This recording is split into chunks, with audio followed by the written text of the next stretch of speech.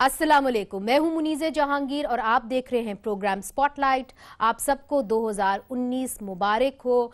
नाजरीन, इस प्रोग्राम के अंदर हम ये पूछेंगे कि पाकिस्तान के लिए 2019 कैसा रहेगा। हमारे साथ हैं सहाफत की दुनिया के कुछ सितारे और हम उनसे पूछेंगे कि पाकिस्तान के अंदर मईशत, अंदरूनी सियासत, खारजा पॉलिसी इस साल कैसी रहेगी और मुख्तलिफ जमातों के लिए ये साल कैसा रहेगा। आइए आपका तारुफ करा देते हैं। तारुफ का तो वैसे कोई भी मोहताज नहीं। हमारे साथ हैं नसीम ज़हरा साहिबा, सीनियर सहाफ़ी हैं, तज्ज़ियाकार हैं, अपना प्रोग्राम भी करती हैं, आप सब इनको अच्छी तरीके से जानते हैं। सलीम बुखारी साहब सीनियर सहाफ़ी हैं, वो भी अपना प्रोग्राम करते रहे थे वक्त टीवी के ऊपर और तज्ज़िया निगार के तौर पर मुख्तलिफ प्रोग्राम्स के अंदर शिरकत करते हैं। नज़ीर लगारी साहब हमें ज्वाइन कर रहे हैं कराची से। आप भी एक सीनियर सहाफ़ी हैं, तज्ज़ियाकार हैं और आप भी अपना प्रोग्राम करते रहे हैं। और कुछ ही देर के अंदर हमें पेशावर से ज्वाइन कर लेंगे रहीमुल्लाह यूसुफ ज़ई साहब, सहाफ़ी हैं, तज्ज़ियाकार हैं और एक्सपर्ट है तालिबान अमूर के ऊपर। नसीम ज़हरा साहिबा, यही सवाल मैं आपके सामने रखती हूँ, इसलिए चूंकि आप सेनेट भी कवर करती रही हैं, पार्लियामेंट भी कवर करती रही हैं, आप समझ रही हैं कि इस तरह की कोई तब्दीली की बात होगी या ये एक तरीके से तसादुम की तरफ जा रहा है या यू थिंक कि सिर्फ सियासी पॉस्चरिंग है? जी, मेरा ख्याल तसादुम तो नहीं होगा, लेकिन यकीनन देखिए, जहाँ तक पीटीआई का ताल्लुक है, उनका जो कहना है और वो जो कह रहे हैं अब अभी तब्दीली लेके आएंगे और उनके फॉरवर्ड ब्लॉक बना है पीपल्स पार्टी का। जब बात करें कुछ लोगों से तो उनका ये भी कहना है कि जी पीटीआई जो है वो एक प्री एम्प्टिव मूव कर रही है, वो ये माहौल बना रही है पीपल्स पार्टी को डिफेंसिव पे डालने के लिए, क्योंकि जो ये जीआईटी बनी है, जाहिर है अभी तो इसका पूरा एक ट्रायल से जाना है, सुप्रीम कोर्ट ने इस पर रिस्पॉन्स अपना देना है, ऑर्डर देना है, लेकिन हम देख ही रहे हैं कि पीटीआई सियासी एक उसने अपनी जारी कर दी है, एक बड़ी जारहाना इनिशिएटिव ले लिया। वो ये इनिशिएटिव कहें या हिकमत अमली के जी ये चाह रहे हैं कि पीपल्स पार्टी को एक तरफ से पीपल्स पार्टी पे प्रेशर डालने की कोशिश करें और दूसरी तरफ से ये बाकायदगी से बयानिया कर दें कि जी जो जीआईटी है इसमें इतने किस्से हैं, इतने फैक्ट्स हैं कि अब पीपल्स पार्टी की टॉप लीडरशिप आसिफ अली जरदारी साहब तो बिल्कुल नहीं बचेंगे। तो आप देखें दो ट्रैक पे पीटीआई चल रही है, एक तरफ पॉलिटिकली सिंध में डिफेंसिव पे डालने की कोशिश है और दूसरी तरफ आप जितनी भी बात करें, जो भी कहें, आप देखें चाहे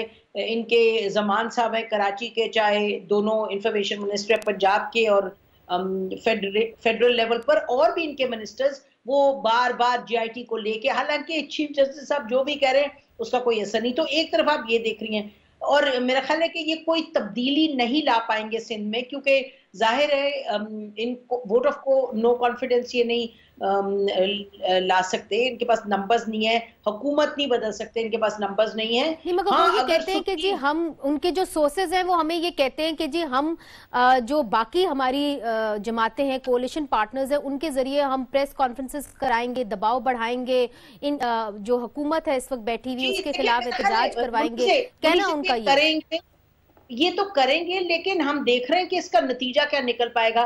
प्रेस कॉन्फ्रेंसेस और दबाव अपनी जगह होगा, सारा का सारा जो डिसीजन मेकिंग है पीपल्स पार्टी की जीआईटी रिपोर्ट से न थी, वो जो लीगल प्रोसेस चलेगा उस पर ये उसका इन्हिसार होगा। दूसरी तरफ अलबत्ता सेनेट में जो तब्दीली की बात हो रही है, अगर पीपल्स पार्टी और पीएमएलएन मिल जाए तो सेनेट में तो तब्दीली ला सकते हैं।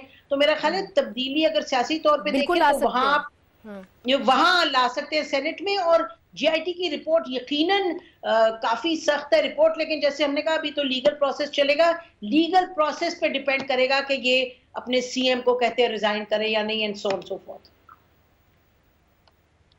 जी सलीम बुखारी साहब, जिस तरह नसीम ज़हरा साहिबा कह रही हो बिल्कुल दुरुस्त फरमा रही हैं कि सेनेट के अंदर तो अगर ये चाहें तो सेनेट चेयरमैन संजरानी साहब को ये बदल सकते हैं, मगर क्या ये धमकी है कि अगर आप हमें छेड़ेंगे सिंध के अंदर तो हम सेनेट के अंदर भी तब्दीली ला सकते हैं, या आप समझते हैं कि इस तरफ मामला वैसे ही जा रहा है चूंकि इनके ऊपर इतना दबाव है जीआईटी के जरिए, एफआईए के जरिए, कोर्ट केसेस के जरिए पाकिस्तान पीपल्स पार्टी के ऊपर?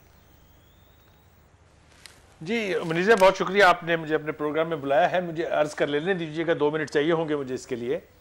गुजारिश ये है कि इलेक्शन के होने से लेके अब तक जिस किस्म के एस्पर्शंस हमारी सिक्योरिटी एजेंसीज पर और हमारी फौज पर पड़ चुके हैं, उसके बाद पीटीआई की ये हरकत कि वो जाके सिंध में हुकूमत को टॉपल करेंगे, ये और ज्यादा उस तासुर को वो स्ट्रेंथन कर रही हैं कि इनके पीछे कोई ना कोई ऐसी कुव्वत है जो चाहती है कि चाहे लीगल हो या ना हो, चाहे जमहूरी हो या ना हो, पीटीआई का पूरे मुल्क की सियासत पे कब्जा होना चाहिए।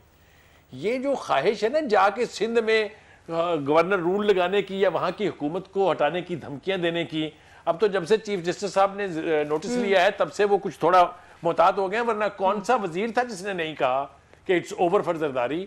कौन सा गवर्नर था वहां का जिसने ये बयान नहीं दिए? कौन सा इंफॉर्मेशन मिनिस्टर था जिसने ये नहीं कहा कि जनाब बस फारग है जरदारी साहब, उनको तो हम हटाने जा रहे हैं? और खुदा के वास्ते 6-6 सीटों के ऊपर आपकी मेजोरिटी है नेशनल असेंबली में और पंजाब असेंबली में, आप अपनी वो मुस्तहकम कर लें। आप जा रहे हैं किसी एक मेजोरिटी की, आप देखें मंजरनामा क्या है, 99 सीट्स है वहां पीपल्स पार्टी के पास, 64 है इनके पास, चाहिए इनको 85। आप मुझे ये बताएं, ये हॉर्स ट्रेडिंग करेंगे, फॉरवर्ड ब्लॉक बनवाएंगे, ये सब कुछ इनके खाते में नहीं पड़ना मुनीज़े, ये सब कुछ फौज के खाते में पड़ेगा। और यही इसका सबसे ज्यादा डेंजरस एलिमेंट है। आप देखिए जरदारी साहब की गुफ्तगू, उनका लहजा, उनके लफ्जों का चुनाव, आप देखिए बिलावल जरदारी साहब क्या कह रहे हैं, उनके लफ्जों का चुनाव। वो कह रहे हैं हम आपको तो कुछ कह ही नहीं रहे, हम तो उनको चैलेंज कर रहे हैं जो आपको लेके आए हैं। इसके लिए कोई रॉकेट साइंस चाहिए समझने के लिए कि जरदारी साहब क्या कह रहे हैं? तो मेरे ख्याल से ये बहुत डेंजरस गेम है, it's a very very dangerous game. या तो वो सिंध की हुकूमत तोड़ते तोड़ते दोनों जगह अपनी मेजोरिटी से भी जाएंगे, सेनेट में वैसे उनका हाल बहुत बुरा है, आपके सामने है। केपीके की परफॉर्मेंस जो है, जिसको मॉडल कह के दूध की नहरें बहाई जा रही थी, उसके बारे में भी आप सब कुछ हमारे सामने है। वहां के जो चीफ मिनिस्टर साहब हैं उसके ऊपर क्या एलिगेशन है, वहां के जो स्पीकर थे पहले उनके ऊपर क्या आप देखिए जो मंजरनामा है, इसमें तो इन्हें कोशिश करनी चाहिए थी कि ये पंजाब में और नेशनल असेंबली में अपनी जो मेजॉरिटी है, सिंपल मेजॉरिटी, बिल्कुल थिन लाइन मेजॉरिटी जो है उसको स्ट्रेंथन करें। ये जा रहे हैं दूसरों की हुकूमतें गिराने के लिए। I think it's a suicide, politically it's a suicide. Nazir Lagari साहब, सलीम बुखारी साहब का ये ख्याल है कि इस वक्त पाकिस्तान तहरीक इंसाफ की जो हुकूमत है वो सुसाइड की तरफ जा रही है, खुदकुशी की तरफ जा रही है, अगर वो पाकिस्तान पीपल्स पार्टी की हुकूमत के साथ छेड़छाड़ी करती है और गवर्नर रूल लगाने की बात करती है। मगर क्या ये हो भी सकता है? इसलिए चूंकि हमारे सोर्सेज हमें ये बता रहे हैं कि उनके पास जाहिर है नंबर्स तो इट्स वेरी ऑब्वियस कि नहीं है, मगर दबाव जरूर डाला जाएगा, प्रेस कॉन्फ्रेंसेस की जाएंगी अपने इत्तेहादियों के जरिए और जलसे जुलूस किए जाएंगे ताकि कम अज कम मुराद अली शाह साहब को हटाया जाए। मेरे ख्याल में अब इन तिलों में तेल नहीं रहे हैं। यहाँ इस पोजीशन नहीं है पीटीआई की कि वो यहाँ पर हुकूमत की तब्दीली की किसी भी किस्म की कोई कार्रवाई कर सके। ना गवर्नर राज लगाने की पोजीशन में है, ना वो वोट ऑफ नो कॉन्फिडेंस लाने की पोजीशन में है, ना यहाँ से अरकान असम्बली को तोड़ने की पोजीशन में है, ना उनके पास यहाँ पर ऐसे कोई अरकान असम्बली हैं जिनके जोर पर ये कह सकें। ये हवा में उड़ा रहे हैं कि हमारे पास 23 हैं, हमारे पास 18 हैं, हमारे पास 25 हैं, इनके पास एक आदमी भी नहीं है। और जिनके ऊपर ये बात कर रहे हैं अली गौहर मार साहब, उनका तो अपने घोटकी पर पूरा कंट्रोल नहीं है कि चाहे कि वो घोटकी के बराबर वाले अजला में जाएं, कि चाहे कि वो सखर में जाएं या शिकारपुर में या कंबरकंद अपना कश्मीर कंदकोट में जाएं या कंबर शहदाद कोट में जाएं या लाड़काना में जाएं, उनके कोई असरात ही नहीं है।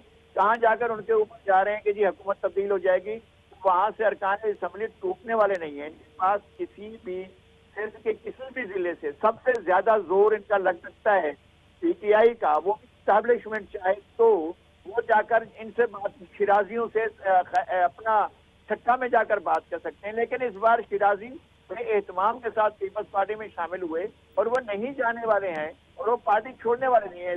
ठीक है, तो आप किसी किस्म का कोई तब्दीली सिंध के अंदर नहीं देख रहे, मगर क्या आप तब्दीली सेनेट के अंदर देख रहे हैं जिसका इशारा मुस्तफा नवाज खोखर साहब कर बैठे?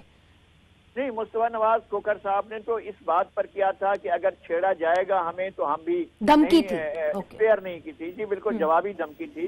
यहाँ उस पोजीशन नहीं है। और मेरा ख्याल ये है कि पीपल्स पार्टी को कोई परेशानी भी नहीं है सादिक संजरानी साहब से। और चेयरमैन सेनेट जो हैं वो बहुत फ्लेक्सिबल हैं पीपल्स पार्टी के साथ भी और हुकूमत के साथ भी।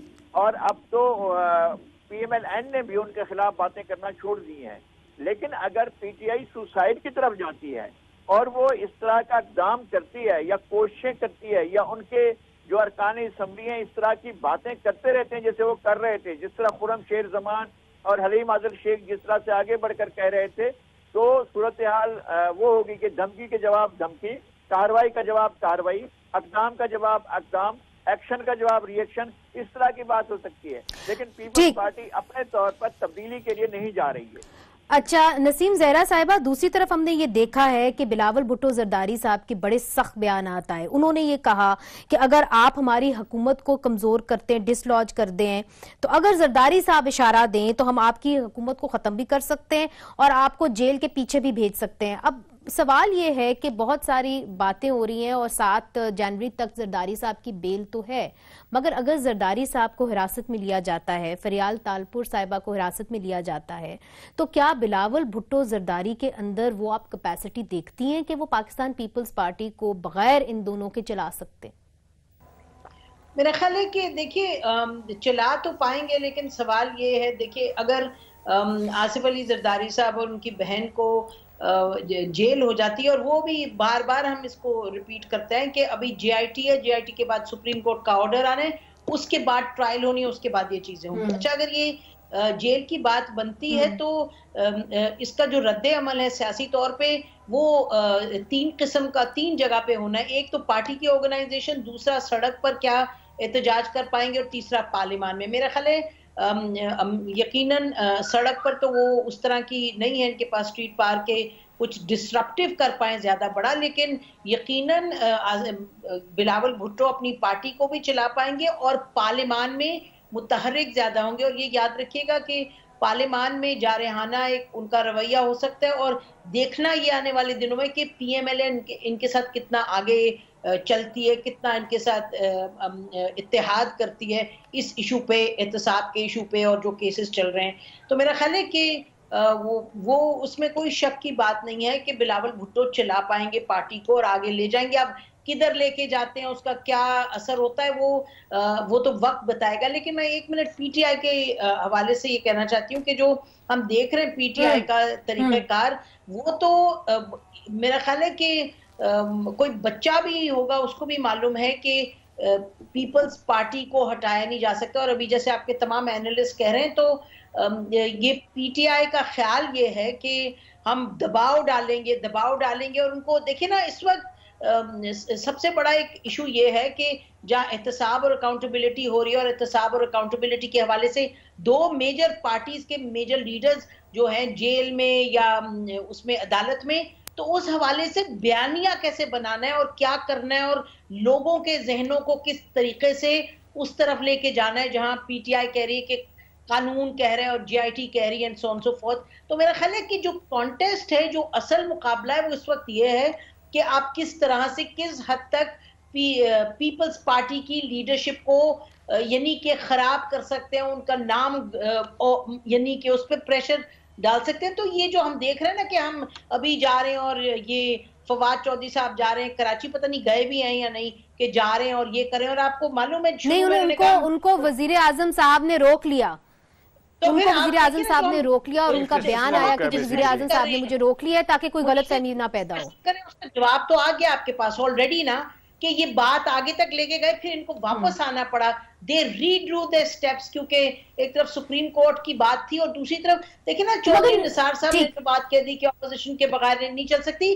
तो मैं उस पर 1 मिनट जानना चाहती हूँ, जो सलीम बुखारी साहब कहते हैं कि उनके वो जो कुव्वतें हैं उनका भी एक अपना रोल है, और हमने हमेशा तारीख में देखा एक प्रेफरेंस होती है एस्टैब्लिशमेंट की किसी के लिए, तो establishment is very comfortable with PTI right now, लेकिन वो PTI किस तरफ चली जाए और एस्टैब्लिशमेंट फिर क्या देखे कि गड़बड़ी सब हो जाए, वो भी नहीं चाहते। तो मेरा ख्याल है कि मैं कोई क्लैश नहीं देख रही, कोई मैं मेजर डिस्टेबलाइजेशन नहीं देख रही, लेकिन ये भी जो आपने देखा कि वापस एक तरफ उन्होंने फवाद चौधरी साहब को नहीं भेजा, दूसरा पहले जा रहा था कि ECL की मीटिंग 10 को होगी, अब ECL पे निकालने की जो मीटिंग है वो कल हो रही है। तो हम देख रहे हैं कि एडजस्टमेंट्स भी करती है PTI साथ साथ एज इट गोज अलोंग अपने एक नहीं, आप सही कह रही हैं, आप बिल्कुल दुरुस्त फरमा रही हैं कि एडजस्टमेंट भी कर रही हैं। और दूसरी तरफ हमने देखा कि चीफ जस्टिस साकिब निसार साहब ने भी इसके ऊपर बात की और उन्होंने कहा कि जी आपने हर किसी को कैसे FIA के जरिए जो है आपने एग्जिट कंट्रोल लिस्ट के ऊपर डाल दिया है।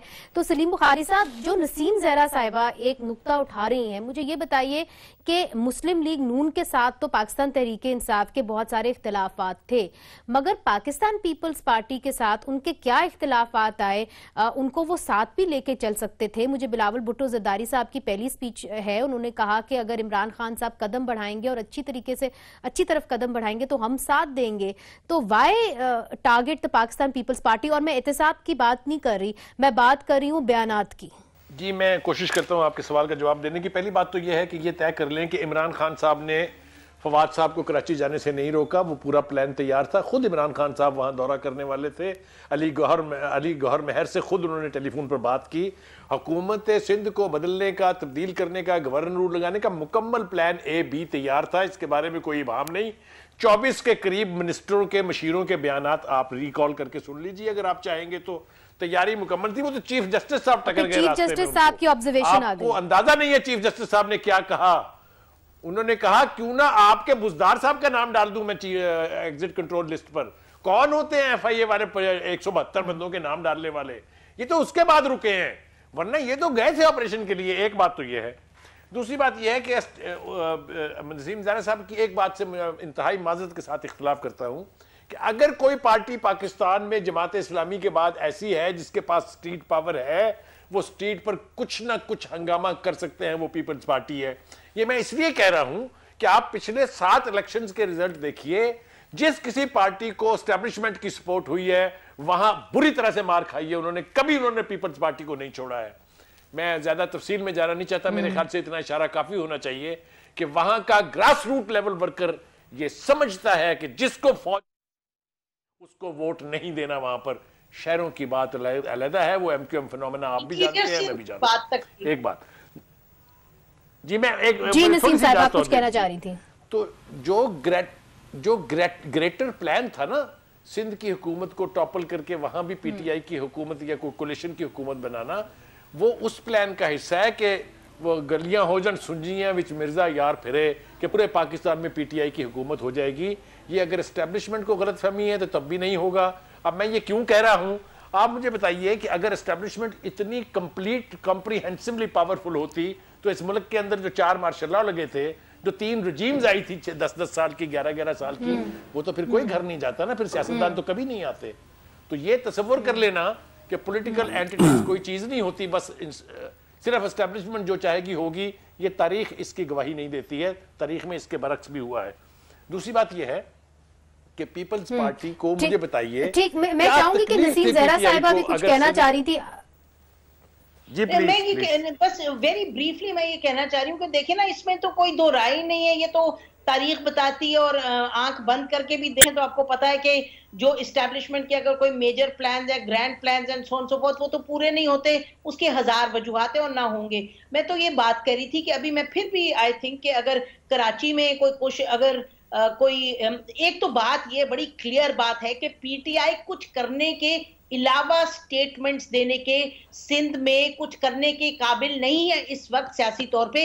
Let's be crystal clear on that. अच्छा, फिर भी अगर आप कहते हैं जी कुछ हो भी जाए तो स्ट्रीट पावर पीपल्स पार्टी कहीं नहीं निकाल सकती इलावा इंटीरियर सिंध के। I am very clear about that और उस पर शायद आपका मेरा इख्तिलाफ राय हो। इंटीरियर सिंध के अलावा मैं आपसे इत्तेफाक करता हूं, मैं आपसे इत्तेफाक करता हूं इसलिए कि पीपल्स पार्टी की टोटल स्ट्रेंथ ही इंटीरियर सिंध है। मैंने तो क्वालिफाई करके बताया कि शहरों को छोड़ दीजिए। तो फिर उसका कोई अगर वो स्ट्रीट पावर निकाल भी दें, ठीक है नजीर लगारी साहब, फिर अगर वो स्ट्रीट पावर निकाल भी लें तो वो इंटीरियर सिंध तक महदूद होगी ना, जिस तरह आप लोग बात कर रहे हैं। It won't reach Karachi, and Karachi really is जिसे हम कहते हैं ना कि रग है हमारी मईशत की। तो क्या कराची में पीपल्स पार्टी खत्म हो चुकी है? क्या सराकी बेल्ट में पीपल्स पार्टी खत्म हो चुकी है? पंजाब में टोटल फलाप होगी, खत्म हो चुकी है? पीपल्स पार्टी मौजूद है, उसका काडर मौजूद है, उसके लोग मौजूद हैं, उसके वर्कर्स मौजूद हैं, उसकी फॉलोइंग मौजूद है। अगर वो नहीं करती है, अगर आपका उसका मैनिफेस्ट नहीं होता है, अगर वो इलेक्शन में किसी भी वजह से नहीं आ पाती है, आप वोट बैंक तो देखें, उसने एक बड़ा वोट बैंक लिया है, तो क्या मतलब पीपल्स पार्टी जो है वो इस काबिल नहीं होगी कि वो जाकर किसी तरह से अपनी स्ट्रीट पावर शो कर सके? और उसका वर्कर इसका आदी है और उसकी ट्रेनिंग जो है 40 साल की है और उसका वर्कर मुसलसल इस अमल में रहा है, सियासी अमल में रहा है। इस तरह का इक़दाम, किसी भी किस्म की मुहिम जोई, किसी किस्म का ऐसा तरीक़ेकार कि जिससे हुकूमत को बदलने के लिए गैर आइनी, गैर अखलाकी तरीके अख्तियार किए जाएंगे, तो उसका जवाब पीपल्स पार्टी का कारकुन देगा। ठीक है, मगर सवाल फिर ये है कि गैर आईनी गैर अखलाकी जो तरीके हैं वो तो अब वक्त ही बताएगा कि क्या हुकूमत जो है उसको अपनाएगी या फिर एक रिकंसिलिएशन की तरफ जाएगी। मगर हम अगर पंजाब की तरफ रुख करें, और ब्रेक के बाद हम इस पे बात करेंगे, चूंकि रहीमुल्लाह साहब ने भी हमें ज्वाइन कर लिया तो खैबर पख्तूनख्वा के बारे में भी बात करेंगे कि पंजाब के अंदर क्या होने जा रहा है। चूंकि एक बहुत बड़ी जमात जिसके लीडर है नवाज शरीफ साहब, मरियम नवाज साहिबा, हमने देखा कि नवाज शरीफ साहब इस वक्त जेल के अंदर है, जेल के अंदर होते हुए कैसे इसको यूनाइटेड रख पाएगी, इस पे बात करेंगे वक्फे के बाद। वेलकम बैक नाजरीन, हमें रहीमुल्लाह यूसुफजई साहब ने भी ज्वाइन कर लिया और हम ये पूछ रहे हैं कि पाकिस्तान 2019 में कैसा होगा। इधर पंजाब के अंदर हमने देखा है कि कैसे जो एक बड़ी जमात थी पंजाब की, उसके साथ क्या हुआ, उनकी जो लीडरशिप है, तमाम लीडरशिप इस वक्त जेल में है और मरियम नवाज साहिबा जो उभर रही थी अब खामोश हैं। रहीमुल्लाह साहब, एक परसेप्शन केपीके में भी तो बिल्ड हुआ होगा। एक तरफ से ये कहा जा रहा है कि जी पॉलिटिकल विक्टिमाइजेशन हो रही है, जो नून लीग की इस वक्त बात है, मगर दूसरी तरफ करप्शन चार्जेस भी सामने हैं। तो जो खैबर पख्तूनख्वा की आवाम है, क्या उनकी सिंपथीज हैं? क्या खैबर पख्तूनख्वा की आवाम डिवाइडेड है या वो समझती है कि इनके खिलाफ जो करप्शन चार्जेस हैं वो सही तरीके से इनके खिलाफ लाए गए हैं? देखिए, खैबर पख्तूनख्वा में तो हमेशा से स्प्लिट मैंडेट आता है, सारी पार्टियों को कुछ ना कुछ वोट पड़ते हैं, कुछ सीटें मिलती हैं। अलबत्ता इस बार बड़ी ही पीटीआई को कामयाबी हासिल हुई, बाकी जमातें बहुत छोटी छोटी रह गई हैं और यहाँ पे सूबाई असम्बली में एक वाज़ेह एक बड़ी अक्सरियत है पीटीआई के पास, और बाकी जो हिज़्ब इख्तिलाफ़ की जमातें हैं वो इकट्ठी भी नहीं हैं। तो यहाँ पे अवाम की जो राय है, मेरे ख़्याल में उनको दिलचस्पी तो है कि पूरे पाकिस्तान में क्या हो रहा है, एहतसाब हो रहा है, सही हो रहा है या नहीं हो रहा, लेकिन ये जो एहतसाब का नारा है उसकी बड़ी हिमायत है पूरे सूबे में, हमेशा से रही, अभी भी है, और लोग चाहते हैं कि कोई हिसाब किताब हो जाए। लेकिन फिर लोग ये भी चाहते हैं कि ऐसा ना हो कि किसी एक सियासी जमात को या एक ख़ानदान को टारगेट किया जाए, चूँकि यहाँ पर पिछले 5 साल भी पीटीआई की हुकूमत रही है, उनके ख़िलाफ़ भी इंक्वायरी चल रही हैं। आप देखें कि हेलीकॉप्टर केस है, उसमें इमरान खान भी हैं, साबका वज़ीर आला परेश खटक भी हैं और लोग भी हैं। मालम जबा देखें वो तो अभी बिल्कुल इनिशियल स्टेज के ऊपर है, उसकी तो इंक्वायरी हो रही है, यानी उसके ऊपर अभी रेफरेंस कोई दायर नहीं हुआ नैब की तरफ से। और यहाँ पे ये भी एक मसला था कि यहाँ पे सूबाई एहतसाब कमीशन था, वो बिल्कुल कुछ नहीं कर सका, उसको ख़त्म कर दिया गया है। और वो पीटीआई ने इसको, इमरान खान ने काफ़ी उसकी तशहीर की थी कि हम अपना भी एहतसाब कर रहे हैं, लेकिन वो जो उनका तजुर्बा था वो नाकाम हो गया। तो सारा काम नैब कर रही है, सारा काम नैब कर रही है, और 4 इनके ख़िलाफ़ इस वक्त इंक्वायरियाँ चल रही हैं, बड़ी बड़ी इंक्वायरियाँ। बिलियन ट्री सुनामी, मालम जबा का सियाहती मरकज़, वहाँ पे ज़मीन, ये फॉरेस्ट की ज़मीन दी गई एक प्राइवेट पार्टी को। और ठीक, मगर रहीमुल्लाह साहब ये बताइए कि अगर इन केसेस के अंदर खास पेशरफ नहीं होती तो तब क्या परसेप्शन बनेगा? क्या ये परसेप्शन बनेगा कि जी वाकई में जो अपोजिशन की जमातें हैं वो सही कह रही थी कि पॉलिटिकल विक्टिमाइजेशन हुई है, और इनका जो नैरेटिव है कि जी करप्शन के ऊपर हम पकड़ रहे हैं वो कमज़ोर होगा? हाँ, मेरे ख्याल में ये अभी तो यहाँ पे चूँकि पीटीआई की हिमायत बहुत ज़्यादा है और लोग पीटीआई के अभी तक हामी हैं, थोड़े बहुत नाराज़ भी हुए हैं जब से ये महंगाई आई है और जब से, लेकिन ये है कि अभी भी बहुत बड़ी अक्सरियत जो बाकी लोग हैं, ज़ाहिर है वो JUI के सपोर्टर हैं, थोड़े बहुत जमात इस्लामी के हैं, पाकिस्तान मुस्लिम लीग नवाज को यहाँ पे कोई बड़ी हिमायत हासिल नहीं है। ठीक जी, और ANP मैं आपकी बात समझ गई नसीम ज़हरा साहिबा। ठीक, अगर if we move forward Naseem Zahra Sahiba, हमने देखा था कि मरियम नवाज साहिबा जो थी वो काफ़ी बोल्ड स्टेटमेंट्स भी देती थी और बढ़ चढ़ के अपने वालिद का दफा भी करती थी, मगर पिछले कुछ महीनों से जब से वो वापस आई हैं लंदन से, वो बिल्कुल खामोश हैं। तो आप समझती हैं कि आने वाले दिनों के अंदर depending on what happens in the courts वो अमली सियासत में वापस आ सकेंगी? मेरा ख्याल है कि इस वक्त कहना बड़ा मुश्किल है, और हमने उनको देखा जो है पिछले कुछ महीनों में, जिसका आपने जिक्र किया, हमने ये जरूर देखा कि एक दो उन्होंने ट्वीट्स किए हैं, उसके सोशल मीडिया के अलावा हमने उनकी तरफ से कोई भी उनको मुतहरिक नहीं पाया। लेकिन मेरा ख्याल है मुनीज़े ये देखना है कि एक तरफ शहबाज शरीफ साहब हैं, पब्लिक अकाउंट्स और वो कमेटी के बन गए हैं हेड, और वहां उनको पार्लियामान में उनको और उनकी पार्टी को मुतहर्रिक होने के, अपने आप को रजिस्टर करवाने की, चाहे प्रोटेस्ट है चाहे इनिशिएटिव है, उनको मौका मिला हुआ है इस वक्त। दूसरी तरफ आप देख रहे हैं पंजाब में इतनी मेजर एक ऑपोजिशन वो पार्टी है, उसका वहां भी एक रोल है। तो लगता यूं है कि जो बात हम पीपल्स पार्टी के लिए कह रहे थे, हालांकि street power relative to Peoples Party Punjab में इनकी ज्यादा है, और मेरा ख्याल है और भी शहरों में शायद कुछ ना कुछ निकाल पाए पीपल्स पार्टी, जहाँ कुछ भी ना निकाल पाए। लेकिन फिर भी आप देख ही रहे हैं कि पीएमएलएन ने जो अपनी इस वक्त उनकी हिकमत अमली है वो ये है कि एक तरफ से आप देखिए प्रेस कॉन्फ्रेंसेस बयाना, टेलीविजन पे आना, और दूसरी तरफ पार्लियामान, तो वहां भी हम देखेंगे कि इसी तरीके से ये मुतहर्रिक रहेंगे, इसी तरीके से एक पार्टी बन के ये आगे चलेंगे। देखिए जो अच्छा वक्त था, यानी कि पीटीआई के लिए जैसे ये हुकूमत में आए और बहुत ही ज्यादा एक जोश और जज्बे के साथ आए, पंजाब में लगा के जी पूरा लगा क्या है इनका पूरा कंट्रोल। लेकिन जो ये कहा जा रहा था कि फॉरवर्ड ब्लॉक है, अभी टूटी पीएमएलएन, इसके 20 लोग आ गए, 30 लोग आ गए, वो हमने देखा नहीं हुआ। तो पीएमएलएन उस हद तक अपने आप को इंटैक्ट रखती है, और दूसरी तरफ हम देख रहे हैं कि उनको स्पेस मिली है। शहबाज शरीफ साहब को पीएससी का चेयरमैन बनना, मेरा ख्याल है वो एक स्पेस उनको मिली है पार्लियामान में, तो वो उसका इस्तेमाल करेंगे। मरियम नवाज साहिबा, मेरा ख्याल है कि फिलहाल हमें नहीं नजर आता कि वो एक्टिव होंगी। अच्छा, आपका ये कहना है कि मरियम नवाज साहिबा एक्टिव नहीं होंगी, मगर कम से कम पाकिस्तान मुस्लिम लीग नून को पार्लियामेंट के अंदर स्पेस तो मिल गई है, मगर वो भी चैलेंज हो गया है। और इस वक्त शेख रशीद साहब जो हैं वो अदालत चले गए हैं इसको चैलेंज करने के लिए कि क्या शहबाज शरीफ साहब पब्लिक अकाउंट्स कमेटी के चेयरमैन हो सकते हैं कि नहीं हो सकते। और उस सारे इशू ने पूरे पार्लियामेंट को यरगमाल बनाया हुआ है। सलीम बुखारी साहब, ये बताइए कि जो मरियम नवाज साहिबा हैं वो इतनी खामोश क्यों हैं? चूंकि एक तरीके से ये जो केस है, ये मुकदमा, ये सिर्फ अदालतों में तो नहीं लड़ा जा सकता, ये तो मीडिया के ऊपर भी लड़ा जा सकता है, चूंकि ये अवाम की अदालत होती है। तो उन्होंने अपनी आवाज उठा के अपना एक डिफेंस जो है वो सामने वो क्यों नहीं लाई?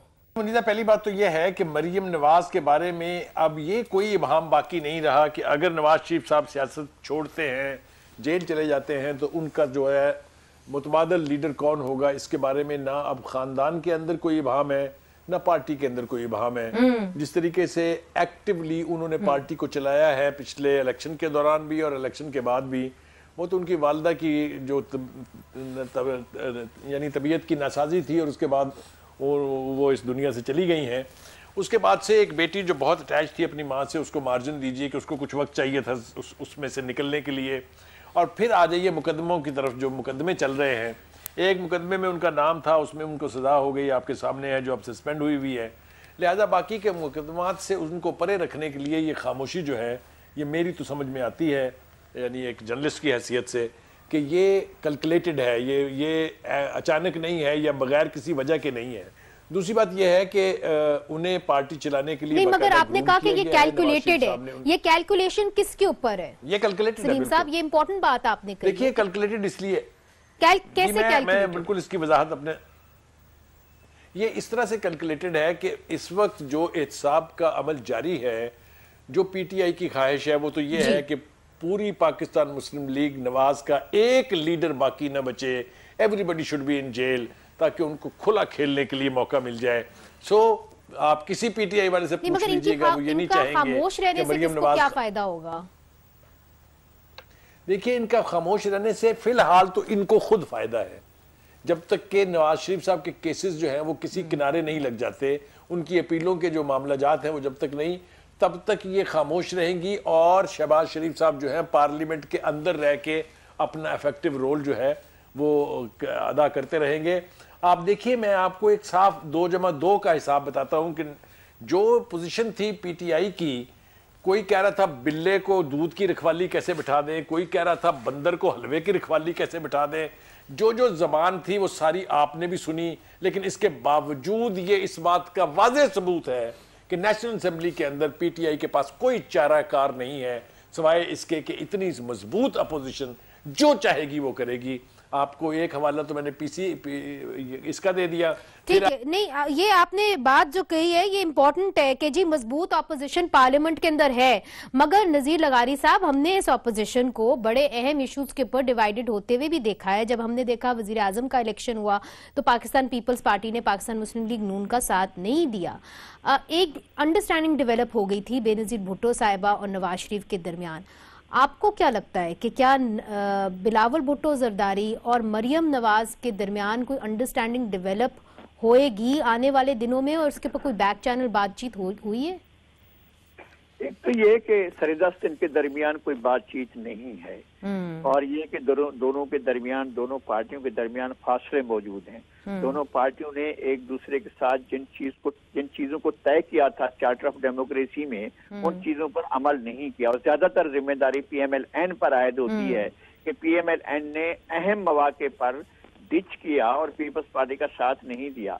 जब 162 पर बात हो रही थी कि आर्टिकल 61 और 62 जो हैं, जो जनरल जिया ने शामिल किए हैं, इनके होने से हमेशा पार्लियामेंट के ऊपर तलवार लटकती रहेगी, इनको ठीक किया जाना चाहिए, तो PMLN साथ देने को तैयार नहीं। ये तो माजी हो गया, मगर नजीर लगारी साहब अब जो हालात गुजरे हैं, चार्टर ऑफ डेमोक्रेसी का ये हिस्सा थी चीजें, बिल्कुल थी, डेमोक्रेसी में इनको ठीक किया बिल्कुल थी, मगर अब जिसे कहते हैं ना ये जल चुके हैं, तो उस जलने के बाद क्या इनमें वो कुव्वत या कैपेसिटी है कि ये इकट्ठे मिलके एक ही एजेंडे के ऊपर काम कर सकते हैं, चाहे वो अपने बचाव का क्यों ना एजेंडा हो? पहला जो है एजेंडा तय करना पड़ेगा कि एजेंडा है क्या। अगर सिर्फ ये कि अपनी पोजीशन को बाकी रखना है और इस पोजीशन पर आगे जाकर जो है इत्तेहाद करना है, तो ये उस वक्त सूरत हाल दूसरी थी, आज सूरत हाल दूसरी है। इनको मासस के लिए कोई चीज सोचनी होगी। इस वक्त सबसे ज्यादा बड़े विक्टिम पाकिस्तान के अवाम है, जो पूरी की पूरी बहस में उनका कोई हिस्सा नहीं है। पाकिस्तान के अवाम जितना डिप्राइव हो रहे हैं, हमारा एग्रीकल्चर सेक्टर तबाह हो रहा है, हमारा फूड सेक्टर जो है वो बिल्कुल बेकार हो रहा है, हमारे यहाँ ऐसी मुसीबतें नाजिल होने वाली हैं जिनका हम अंदाजा नहीं कर सकते, जिनके बारे में हम सोच नहीं सकते। इधर लेते हैं छोटा सा वक्फा, और वक्फे के बाद हम बात करेंगे कि पाकिस्तान की खारजा पॉलिसी जो है वो 2019 में कैसे शेप अप होगी। क्या अफगानिस्तान के अंदर हम तालिबान के साथ अफगान हुकूमत के मुज़ाकरात कर पाएंगे? क्या हिंदुस्तान के साथ हम एक इलेक्शन ईयर के अंदर ताल्लुकात बेहतर कर पाएंगे? इसके ऊपर सिविल मिलिट्री रिलेशंस का क्या असर होगा? इस सब के ऊपर हम बात करेंगे वक्फे के बाद।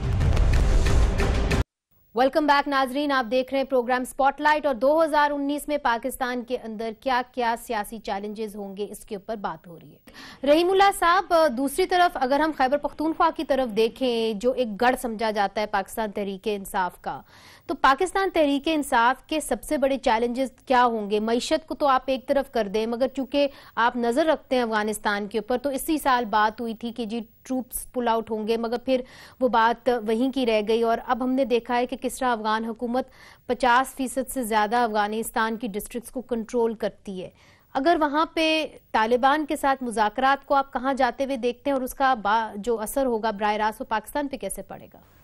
यहाँ पे तो सबसे बड़ा चैलेंज तो ये है खैबर पख्तूनख्वा में ख़ास तौर पर पूरे पाकिस्तान के लिए कि ये जो फाटा है कबायली इलाके, उसको जो ज़म किया गया है उसको मील तक पहुँचाना है। यानी कानूनी कार्रवाई हो चुकी है, एडमिनिस्ट्रेटिव काफ़ी अभी काम करने हैं, वसाइल भी मुहैया करने हैं। वसाइल बिल्कुल नहीं है, जो वादा हुआ था कि 90 से लेके 100 अरब रुपए देंगे सालाना फाटा को, पता नहीं वो मिलेंगे या नहीं मिलेंगे।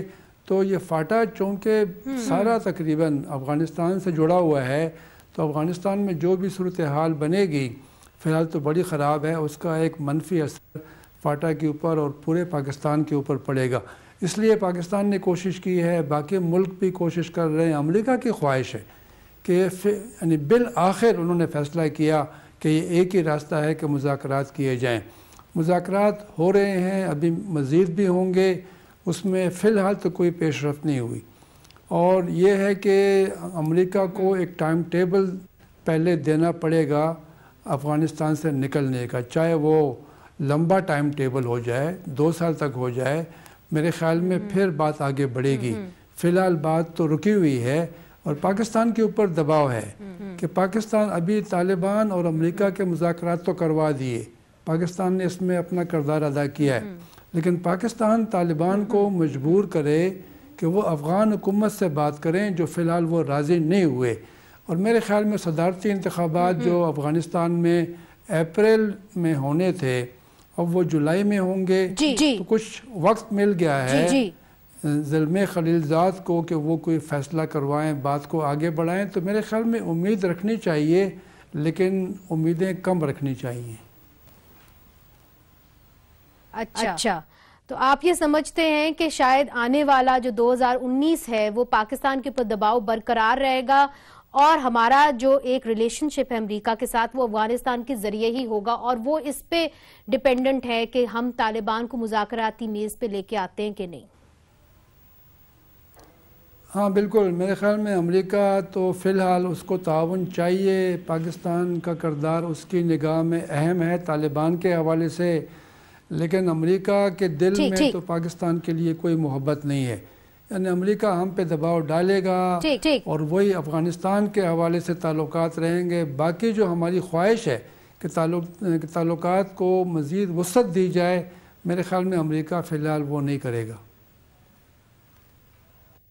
अच्छा, नसीम ज़हरा साहिबा, चूंकि आप सिविल मिलिट्री रिलेशंस के ऊपर लिखती भी हैं, आप बड़े अरसे से पाकिस्तान के अंदर इन चीज़ों को देख भी रही हैं, खारजा पॉलिसी को लेके आप क्या समझती हैं कि कोई तनाव तो नहीं हो जाएगा? चूंकि हर सिविलियन गवर्नमेंट के अंदर जो तनाव पैदा होना शुरू होता है वो इसके ऊपर होना शुरू होता है, फॉरेन पॉलिसी के ऊपर। तो इस हुकूमत के अंदर आप क्या देखती हैं कि सिविल रिलेशंस जो हैं, सिविल मिलिट्री रिलेशंस, वो कहाँ बिगड़ सकते हैं, अगर बिगड़ सकते हैं तो? जी, फिलहाल तो बिगड़ने का कोई नहीं नजर आ रही वजह, और हिंदुस्तान पाकिस्तान पर हमने देखा कि ताल्लुकात बिगड़ते थे नवाज शरीफ साहब और आर्मी के दरमियान, इस्टेब्लिशमेंट के दरमियान। वो तरीक़ाकार नवाज शरीफ साहब का कुछ था और उन पर शक भी था ज़्यादा।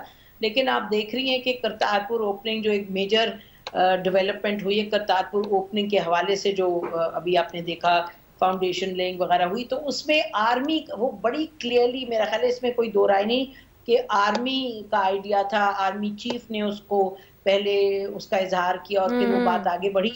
और इंडिया पर आप देख रही हैं कि इमरान खान साहब की एक पॉलिसी रही है, बार बार वो कह रहे हैं कि हम ताल्लुकात बेहतर करना चाहते हैं, और उनकी एक बड़ी पॉजिटिव इस पर पोजीशन है। और लगता ये है कि हुकूमत जो आर्मी है वो बिल्कुल उनको सपोर्ट कर रही है उस पर, और साथ साथ ज़ाहिर है कश्मीर की भी बात हो रही है। इसी तरीके से अफगानिस्तान में आप देख रहे हैं कि अफगानिस्तान में भी फॉरेन ऑफिस और जो आर्मी है वो मिलकर के बात को आगे चला रहे हैं, और जो आर्मी की जो ठीक है, तो कम से कम फॉरेन पॉलिसी के ऊपर आप समझ रही हैं इंडिया और अफगानिस्तान के ऊपर जो सिविल मिलिट्री रिलेशंस हैं, हुकूमत जो है और मिलिट्री है, वो कम से कम एक पेज के ऊपर हैं। सलीम बुखारी साहब, ये बताइए कि एक पेज पे है कि पहले तो इस हुकूमत ने बहुत बात की, जब ये आए आपको याद होगा इन्होंने चाइना के बारे में बात की, उन्होंने कहा कि जो हमारी इनके साथ प्रोजेक्ट्स हुए हैं उसके ऊपर हम रीएडजस्टमेंट चाहेंगे। फिर हमने देखा है कि एक शिफ्ट आया है, पाकिस्तान अब चाइना और रशिया की तरफ ज़्यादा हो गया है, अमेरिका की तरफ कम। तो अगर अफगानिस्तान के अंदर अमेरिका फेल होता जाता है और पाकिस्तान के अंदर दबाव बढ़ता जाता है, तो क्या पाकिस्तान अमेरिका के ताल्लुकात बिल्कुल बिगड़ जाएंगे 2019 में? क्योंकि दूसरी तरफ हमने ये भी देखा है कि हम बहुत सारी चीज़ों पे डिपेंडेंट है, अब IMF का लोन भी हमने लेना है और उसके ऊपर जो अमेरिका है उसका काफ़ी असर व रसूख है। इतना सबसे ज़्यादा मुश्किल सवाल आपने मुझसे कर दिया, मैं कोशिश करता हूँ उसका जवाब देने की। पहली बात तो यह है कि जहाँ तक सिविल हुकूमत और फ़ौज के आपस में ताउन की या अंडरस्टैंडिंग की, कोऑर्डिनेशन की बात है, इसके लिए तो ये माहौल बहुत आइडियल है। इसलिए कि आप ये देखिए कि हमेशा सिविल हुकूमत और फ़ौज के दरमियान इख्तलाफ होता था, इंडिया पॉलिसी पर, अफ़गानिस्तान पॉलिसी पर, न्यूक्लियर पॉलिसी पर और कश्मीर पॉलिसी पर। ये अब टोटली जो है वो फ़ौज चला रही है, और मैं तो समझता हूँ ईमानदारी से कि फ़ौजी को चलाना चाहिए, क्योंकि सियासतदानों ने इसमें जो कुछ किया हुआ है वो भी हमारे सामने है। दूसरी बात यह है कि जो कॉरिडोर खोलने का क्रेडिट इमरान खान साहब लेते हैं, मैं तो ये देने के लिए तैयार इसलिए नहीं हूँ कि जब सद्दू साहब आए थे यहाँ पर दौरा करने के लिए, तो ये आर्मी चीफ ने उनको ऑफर की थी, गले मिलने की दास्तान आपको बिल्कुल याद होनी चाहिए।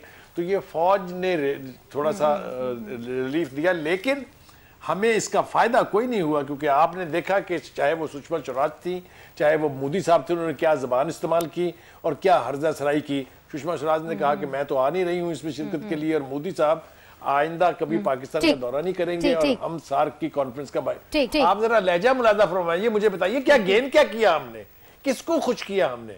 एक नहीं, वो एक अलग बहस है सलीम साहब, चूंकि और उसके पर हमें एक और नया प्रोग्राम करना पड़ेगा, मगर चूंकि वक्त की किल्लत है तो मैं नजीर लगारी साहब से भी एक आखिरी कमेंट लेना चाहूंगी। नजीर साहब, इलेक्शंस तो हिंदुस्तान के अंदर भी होने जा रहे हैं 2019 के अंदर, और बहुत सारे लोग ये कह रहे हैं कि या कांग्रेस की हुकूमत आ सकती है या कि जो मोदी साहब हैं वो एक रिड्यूस मेजॉरिटी के साथ वापस आएंगे। तो आप पाकिस्तान के जो ताल्लुकात हैं हिंदुस्तान के साथ कैसे देख रहे हैं और अमेरिका के साथ कैसे देख रहे हैं? क्या इसके अंदर बेहतरी आएगी या ये सब कुछ अफगानिस्तान के ऊपर मबनी होगा? असल में डिपेंड ये करता है कि हमारे अपने इदारे जो हैं वो किस समय जाते हैं और कौन सा रवैया अख्तियार करते हैं। मेरी एक आला सिक्योरिटी ऑफिसर से बात हो रही थी, तो हमने ये कहा था कि क्या ये मुमकिन है कि पाकिस्तान और अचानक शिफ्ट कर दे, तो उनका कहना था कि Russia is dying for us. तो अगर Russia is dying for us तो फिर आपको एक बैलेंस तो रखना होगा। ऐसा नहीं है कि आप सिर्फ एक जगह से उठकर दूसरी जगह पर, एक मेज से उठकर दूसरी मेज पर चले जाएंगे। रशिया की मेज पर चले जाना अमेरिका को छोड़कर मुमकिन नहीं होगा। और दूसरी बात यह है कि इंडिया में पाकिस्तान के लिए एक गोल्डन अपॉर्चुनिटी थी कि वो अपने आप की पोजीशन को बेहतर कर सकता था। कि ऐसी हुकूमत जिसके ऊपर बहुत बड़ा गार्बेज रखा हुआ है, जिसके ऊपर बहुत बड़ा कचरा रखा हुआ है, एक ऐसी हुकूमत जो नॉन डिलीवरेंस है, जो बायस्ड है, जिसने सेक्युलरिज्म का रास्ता छोड़ दिया है, जिसने इंडिया को मुत्तहद रखने का रास्ता छोड़ दिया है, उस हुकूमत के साथ एक बेहतर बात हो सकती थी, अपनी पोजीशन बनाते हुए कर सकते थे। ये उस तरफ को ना तो नवाज शरीफ ने कोशिश की, ना ये कोशिश कर रहे हैं। इन्होंने बेहतर ऑफर्स की हैं लेकिन इन्होंने कोशिश नहीं की है। मेरे ख्याल में वजारत खारजा को भारत को एंगेज करने की तरफ बढ़ना चाहिए। हमारी सूरत हाल ऐसा नहीं है कि एक जगह से उठकर दूसरी जगह बैठेंगे तो ठीक हो जाएंगे। ठीक है, बहुत बहुत शुक्रिया नज़ीर लगारी साहब। रहीमुल्ला यूसुफजई साहब ने हमें पेशावर से ज्वाइन किया था, नज़ीर लगारी साहब ने कराची से, नसीम ज़हरा साहिबा ने इस्लामाबाद से, सलीम बुखारी साहब ने लाहौर से। ये चारों जो हैं सितारे हैं सहाफ़ी दुनिया के, और जो इनकी एक तरीके से प्रेडिक्शंस हैं, जो इनका तज्जिया है वो 2019 के लिए मैं उम्मीद करती हूँ कि आपने सुना होगा। और मेरा ख्याल है कि काफ़ी हमने जो टॉपिक्स हैं, काफ़ी जो इश्यूज़ हैं उसको हमने कवर किए। 2019 कैसा लगेगा आज हमने कोशिश किया थोड़ा सा आपको बताने के लिए। आज के लिए नाजरीन इजाज़त दीजिए और आप सबको हैप्पी न्यू ईयर। खुदा हाफिज़।